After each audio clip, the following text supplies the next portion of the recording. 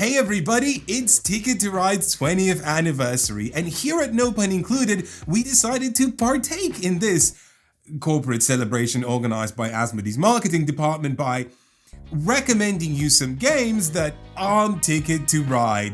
Love you, Asmodee. Love you, Ticket to Ride. You're 20 years old, and you don't look a day over 20. Listen, nothing wrong with Ticket to Ride. Very good, your first board game. But maybe you want to broaden your horizons. Maybe you're looking for alternatives. Or maybe you have one of those annoying friends that you introduced to board games with Ticket to Ride and they loved it. And you thought, oh great, another person to share the world of board games with. But they never moved on to other board games. They just kept playing Ticket to Ride. And you said to them, listen Rick, how about tonight we play Castles of Burr? And before you could finish that sentence, Rick's already pulling out his battered copy of TTR Nordic Countries, the worst one because it only goes up to free, and Ticket to Ride is not really good with free. And by that point, the little fire that lives inside your heart has gone out and you resigned yourself to an evening of choo-choo mother pretending to laugh at Rick's train jokes while your soul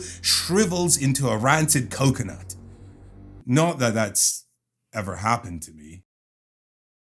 Anyway, this video goes out to all the Ricks in the world, or the people who have a Rick in their lives. Know someone who suffers from Rick syndrome? Send them this video. If Ticket to Ride lives ticket free in their head, they will want to evict it after playing our recommendations. And what better place to start than the new edition of Ethnos?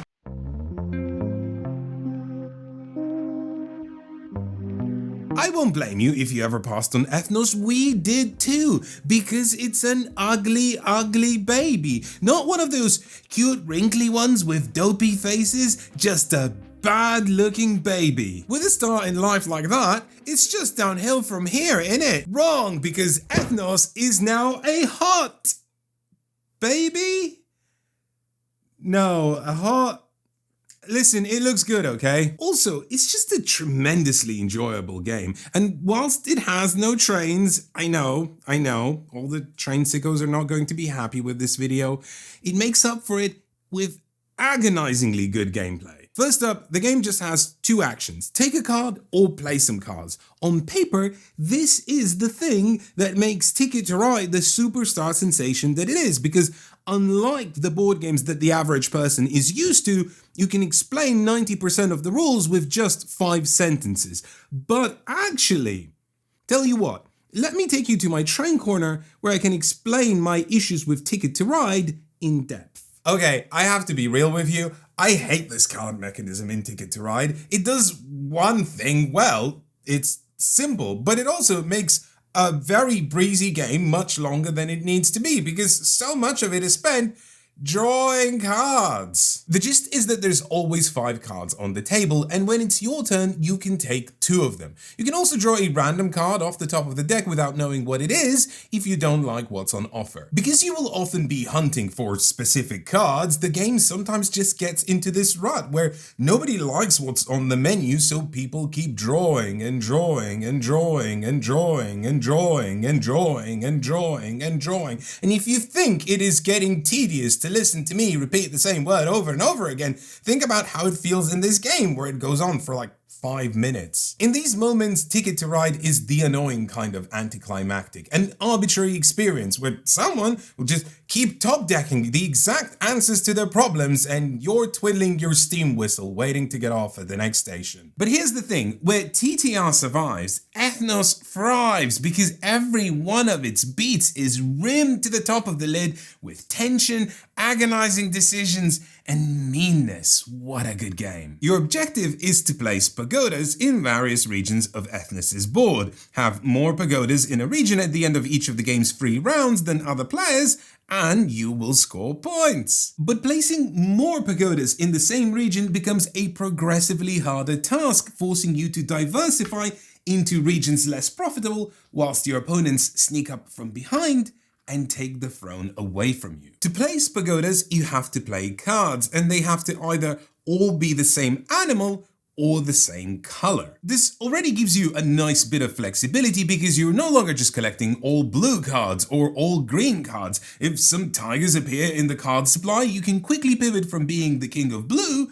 to being the king of tigers. A tiger king! Something we can all aspire to. But also, each different animal has a special ability. Each time you play cards, select one of those cards to be a leader. If you played all tigers, it doesn't matter, you get the tiger ability. But if you played all blue, you could do any one of these special abilities. Maybe a delectable raven that lets me draw an extra card at the end of the turn, or a wisdomous owl that lets me immediately play a second set of cards. And obviously the color of the leader you chose determines where you can place the pagoda. Here, how you play cards matters, but is inverted. If you played all blue, well, it's blue. But if you played all tigers, the pagoda is placed in the region that matches the color of the leader you chose. Which is all a very convoluted way of saying play sets of cards. They either have to all be the same color or all be the same type of animal, and the card you place on top determines where the pagoda goes and what special ability you trigger. That's all very cool, very board games, but this next rule is what makes Ethnos genius. Each time you play cards, you lose all of the cards you don't play. The cards you lost, they go to the shared market where the other players can pick on them like nasty little vultures, feasting on the carcass of your mistakes. Carcass. You can just have one card in your hand and then play it, but that's a little bit like ordering one taco in a restaurant. You're wasting your own time, and the other people at the table will think you're sad. Each set of cards you play will score you points at the end of the round, and the more cards in a set, the more points. One card, that's 0 points. I wouldn't get out of bed for 0 points. Play 4 cards, however, and that's 6 points. Not only am I out of bed, I'm already walking the dogs. But also, playing a set of cards will only place a pagoda in the region if your played set has more cards than you already have pagodas in that region. Meaning that as the game escalates, you need to play larger and larger sets. This puts such great emphasis on this card area. You need more and more cards, and every card that doesn't match whatever set you want to play is a waste of a turn, because when you do play the set, the card's just gonna go back to this area because you didn't play it. So everyone is watching these cards like my dogs watch me eat a boiled egg. And in case you don't own a dog, that means with great intensity. And the thing is, unlike in Ticket to Ride, the card tableau doesn't refresh by itself. Someone needs to play a set and discard their leftovers. And that is just a free-for-all. You are mostly playing the same game as Ticket to Ride, but card plays are more exciting for you because you get to do a cool special ability, and also card plays are more exciting for your opponents because they get to feast on your droppings. It's just so tense, riveting, exciting, all the good adjectives that you want a board game to be. Another little genius change to the TTR formula is that each area isn't just scored at the end of the game and whoever has the most pagodas wins the points. Instead, there's 3 scoring phases, 3-act structure, nice, and every area is worth a different amount of points based on which phase you are on. And also, more players become eligible to score points in every area. So this cloudy white space might give you only a measly 4 points in eras 1 and 2, but a whopper of 12 points in era 3. It's era 1. No one wants to get just 4 points right now, so I'm just gonna keep building pagodas, and at the end of the game, 12 points. Do I win? I do, because I played a very good board game. I lost otherwise though. Before we move on to the next feature, there's just a few things you need to know about which edition of Ethnos is the best one, which is none of them. Ethnos was first published by Simon in 2017, and it's ugly. Exactly! And even if you're one of those eccentric types who likes the art in old Ethnos, it doesn't matter. It's long out of print, and whilst you can maybe find a copy on eBay, it ain't cheap. Ethnos was also republished as Archaeos Society. And instead of the gentle theme of fantasy species eliminating each other in a game called Ethnos, I don't even know what that's about, you now have the much more palatable theme of blundering. Sometimes I just don't get it with board games. Anyway, I also wouldn't recommend Archaeos Society because it wasn't just the name and the art, they changed the rules too significantly and they made it much less toothy. And I don't want my board games to bite as hard as an old man who lost his dentures. Please take your tracks away, they are not welcome. Which leaves us with this version, which is 1, cheap, and 2, available. Very good, except Simon, which is a company that's likely closing shop, so get it anyway while stocks last, completely messed up the iconography. Ethnos has multiple card sets, and each game you only use 6. But for some reason, some sets now share a color, which makes it very confusing. On top of that, the color stripe on the side of the card is mismatched with the board. Even more confusing. Finally, this is maybe the worst card tray design that I've ever seen. Why do this? Why not just create normal card dividers? The thing doesn't function. Even with all of that, this is still the version to get. And at least Simon allowed me to grump at them one final time. They are the gift that kept on giving. If you don't rise from the ashes, I'll miss you, Simon. Thanks for ruining crowdfunding. You are simultaneously the worst and the best. Talking of the best, here's a game by Dr. Rainer Knizia. In case you're not familiar, Rainer Knizia allegedly designed over 800 board games. We've covered all of them in the past, but if there's one thing most fans and reviewers agree on, is that Through the Desert is one of his best. Which is no small thing, considering he already has an Argos-sized catalogue of beloved classics. Through the Desert is so sharp, so mean, so satisfying, so Moorish, and so Ticket to Ride. Gone are the cards, but once again, this is a simple system. On your turn, you don't do one of 2 things, you do one thing. Place a camel. And then you place another camel. And that's it. Much like in the train game, you're trying to complete routes. But unlike in the train game, you're not just chugging along on pre-printed pathways, you are the Chef John of your camel direction. The map is littered with scoring opportunities. First, there's watering holes. Whoever places a camel on top of one picks it up, scores whatever points it's worth. Second, there are oases. Each oasis is an opportunity for each of your caravans to score 5 points, which is easier said than done, and I'll explain why in just a little bit. Finally, if your camels ever carve out a completely surrounded territory, then you'll score points for each empty hex in that territory, and also pick up whatever watering hole tokens were in that territory, and also if there were any oases in that territory, you would have scored the oasis as well. But here is a neat trick. You are not building one route, you are building 5 different ones. Each player gets 5 sets of different colored caravan leaders in their player color. They correspond to the 5 colors of camels you can take and place from a central pile.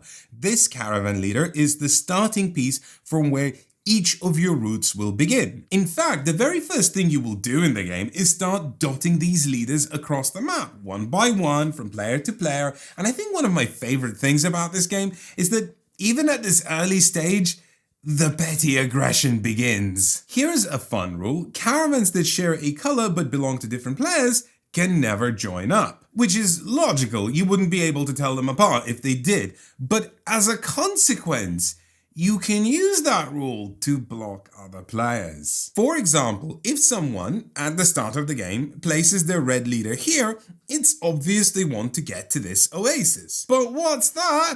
I hear that my red leader is standing by. A little Star Wars reference for you to enjoy. I don't know why, I guess I'm a filthy millennial. If I place him here, there is no longer any valid pathway for the other player to reach this oasis for the rest of the game. Hoisted! by their very first move. If you enjoyed this microaggression, you might be delighted to find out that this is just the beginning. Turn by turn, camel by camel, you will constantly get in the way of everyone, and everyone will get in the way of you. By design, which means that, unlike in Ticket to Ride, you're never at the whims of anything. There's no cards to tell you what you can or can't do, no randomizer to gum up your locomotion, no conductor to issue a fine. Every turn is shaped by your choice. Which camel will you take, and where will you place it? The only actual restriction of the game is that you must always logically extend each caravan. If I've got teal camels over here, I can't just randomly place them on the other side of the map, which makes potential plays your opponents might make just evident enough so that you can always plan around them. Do I really need to extend yellow towards this oasis right now, or can I wait a little bit and block Gertrude's purple conga line? Oh, Gertrude. She's scoring too many points, better cut her off. Many more astute reviewers have noted that the game that Through the Desert is most similar to is Go. But I think that comparison does Through the Desert a disservice, because Go is the game that gives people the fear. It is worldwide known as that game that requires you to read manuals for 5 years before you're even allowed to touch the board. I don't want to do that, so let me assure you that reading TTD's rulebook will take you 10 minutes, and once you do it, you'll just remember the rules forever. And for our final point, I will once again require the assistance of the train corner. The thing that's undeniably great about Ticket to Ride is that the eponymous tickets are secret information. This is important because if your opponents knew where you were trying to place trains, this would quickly turn into a bloodbath. But the hidden benefit is that you get to do this fun bit of revelation at the end of the game. And I scored this route, and this one, but not that one. Technically, no one should know how well everyone is doing, so until that moment, everyone feels like they still have a chance. But in reality, it's so obvious who's doing well and who's doing badly, and the last third of Ticket to Ride is just you watching Rick having fun claiming all the routes. Riveting. Through the Desert has no secret information, but rather than being a disadvantage, it turns players' scores into a gamified mechanism. Reading the board state is the fun part of wrestling for victory. Let's say two opponents are equally close to an oasis. I can block one of them or the other. Should I block Gertrude or should I block Sophie? Oh my god, it's Sophie's choice. Or is it my choice? Anyway, the answer is simple. Whichever one is doing best. And the answer to that is laid bare on the table. I just have to untangle it. Another advantage it has over Ticket to Ride is that it is fantastic at all player counts, including 2. In fact, I think it is secretly best at 2 players because, as one of our Discord members recently noted, this is when that Go comparison of mini micro wars breaking out all over the map is the most apt. Ticket to Ride, you can technically play it at 2 and 3, but I just wouldn't. Why bother? Ticket to Ride at 3 players is less like riding a train and more like pulling a plow with your bare hands. Our last entries for those real board game dirtbags amongst you want to get their grubby little mitts onto some dang cardboard who don't mind getting into the mud pit with the beige wonders. I'm not gonna lie, I'm one of you. And this is my favorite game on the entire list. If you're a board game dirtbag, Board Game Dirtbag t-shirts are now available. Art is by our friend Luke Ridge. He did a great job. The link is down below. And anyway, here's Hansa Teutonica. They say the future looks bleak, but have you ever looked at the past? This is Hansa Teutonica, and I'm not gonna mince words about its cover. It looks like it smells like my grandmother's house. It looks like if Cujo went drinking all night long. And the inside is only worse. But let me tell you a little secret about board games.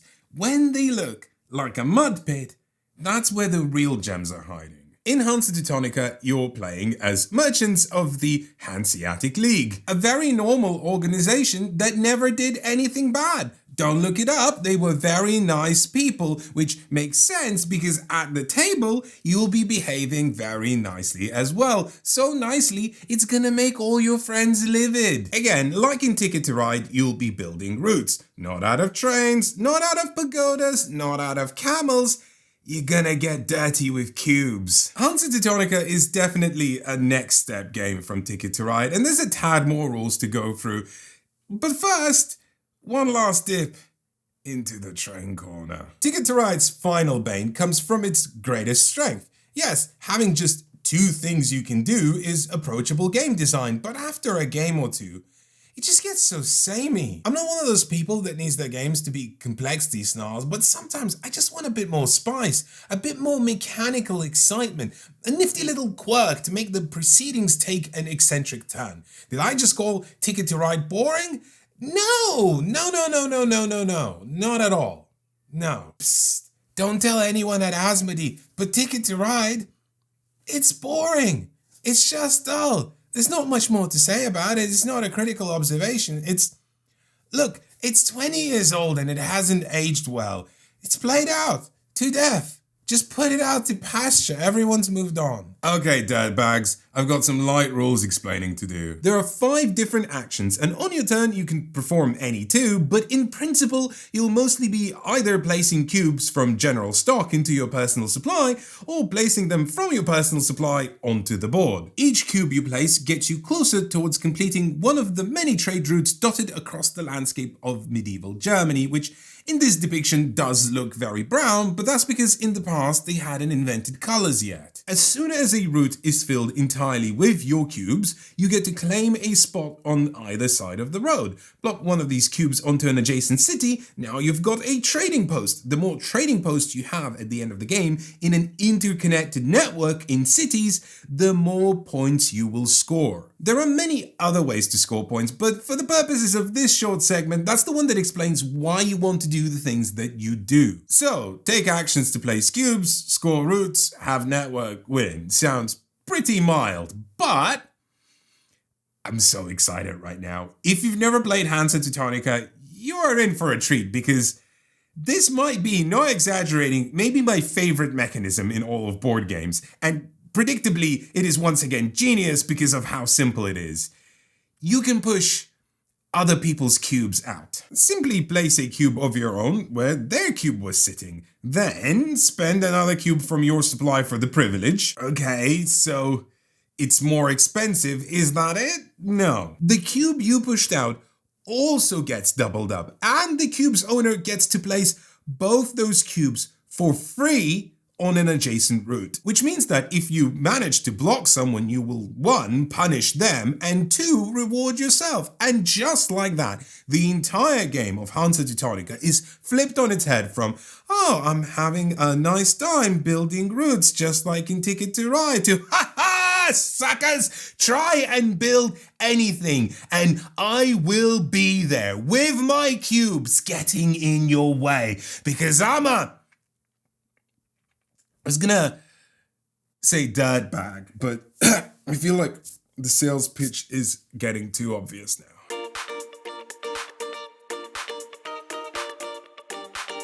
Oh, it's my turn? What shall I do? I don't know. Block you here, and you. We've been friends, we've been getting along. Just kidding, block you here as well. It's so aggro and so good because everyone is aggro all of the time. Real board games are the enemies we made along the way. But also, Hansa Teutonica is filled with crunchy decisions that tug at your strings to distract you. For example, finishing certain routes means you can forego placing a cube on adjacent cities to instead get an upgrade. 2 actions not enough for you? What about 3? 4? What about 5? There, that sounds good. Refreshing your cube supply means giving up one of your actions to grab 3 of them. But that's so slow to do nothing. Fill this route, pop it, and then you can refresh 5 cubes. Do it one more time, 7 cubes. One more time, just all of the cubes. No more numbers, just give me all the cubes. Nom, nom, nom, nom, nom, nom, nom, nom. And then, this is the real genius moment. Sure, filling roots seems great and getting special abilities seems like a no-brainer, which means that this area here that gives you extra actions, much like the pub down the end of my road, is designated as the place to go if you want a punch-up. But if you don't get a special ability and instead do place your cube in one of these cities to make a trading post, you'll get points every time someone else completes the route. So, sure, someone's getting extra actions or ability to resupply more cubes,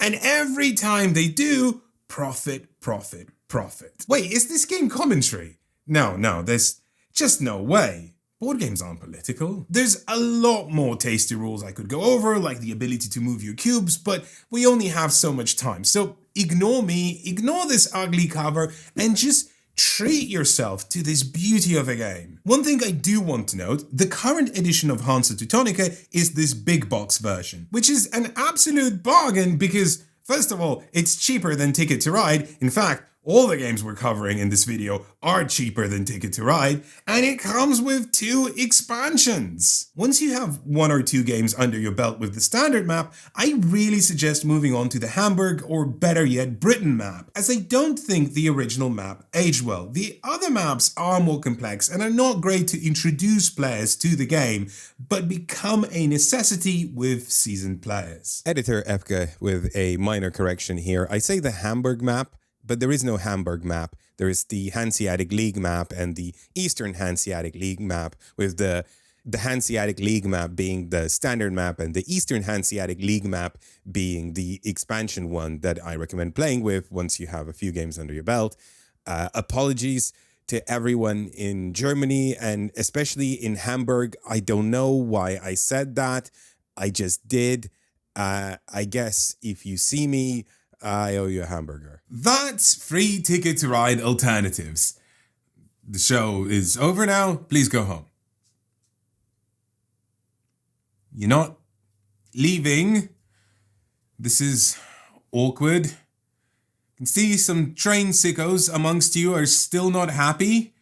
Also, there's some bean bozers getting restless. Listen, bean bozers, you've got Bonanza. It's nothing like Ticket to Ride, but like literally all of the beans in the world are in one convenient, very good board game. As for the train sickos, here's some bonus recs that didn't make the cut into a full segment. First up, Irish Gauge is maybe the meanest game to ever beset the bucolic topography of Ireland. Absolutely mean trains fighting for prestigious spaces and also an infuriating auction. We've already covered Irish Gauge in a video, link in the description. Next, this is a favorite and I can't overstate how much I love Railroad Ink Challenge. This little cutie is one of the progenitors of the roll and write genre, and it is still somehow one of the best. In it, you roll some dice, you draw some roads and or railroads, and you score some points. It is also the antithesis to all these cutthroat games we've been talking about. Just a nice chilled time drawing fun maps. Worth noting, there's a whole sea of different editions. Get this lovely green one, it is the best, and the other ones are good too. The game that is actually absurdly close to Ticket to Ride but cuts down the playtime and elevates the fun is Let's Make a Bus Route from avant-garde publishers Sashi and Sashi. And the name kinda speaks for itself. Make bus routes drawing on a shared map, trying not to back yourself into a corner. Silly game, silly fun good time. I think one thing that's worth noting is that there is another edition called Get On Board. I think both these editions are fine. Rulebooks are not great in either. Get whichever one is cheaper or more available. And that's it! The end. Which means we can finally say goodbye to Ticket to Ride.